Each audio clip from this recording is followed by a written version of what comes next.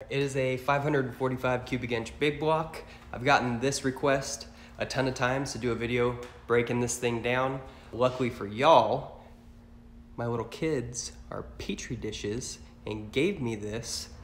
So in between spending time in there, which is very handy to have a shop bathroom, I'll break down this 545 stroker for y'all. A lot of people want to know, what did this start out as? How do you get to 545 cubic inches?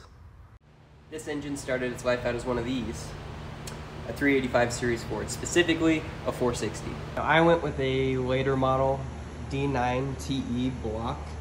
These started in the late 70s, I believe 79, and it has just a little bit deeper cylinder bore, so you don't get as much piston rock with a long stroker crank like I'm running.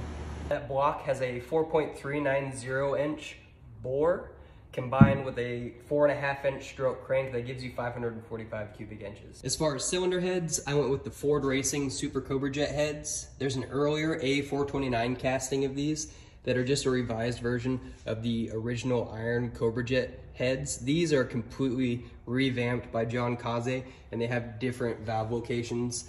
Because of that, you do need a specific piston for them. You can see the fly cut in the piston for the valve relief. It has to be specific to those heads. So you have to build 429s and 460s around the head. So make sure you invest as much money as you can in the nicest heads you can. Ask Santa for them, hide them from your wife, sell your baby gravy, who knows.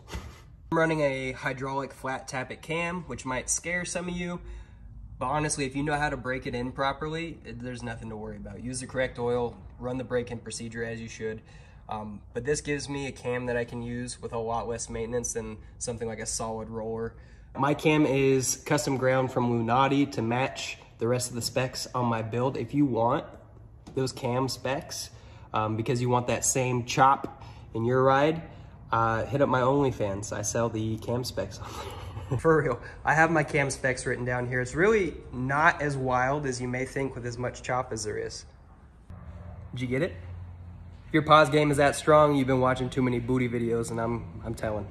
As far as intake, it's a YN Stealth intake, a dual plane, which works good for me on this build.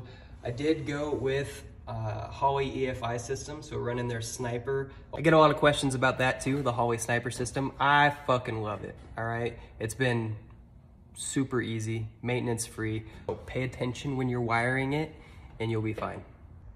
Overall, I could not be happier with this build.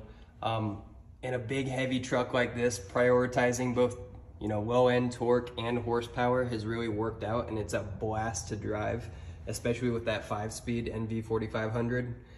The overdrive definitely helps out there, making it a little bit more streetable and friendly on the MPGs. Not that we care about that with this.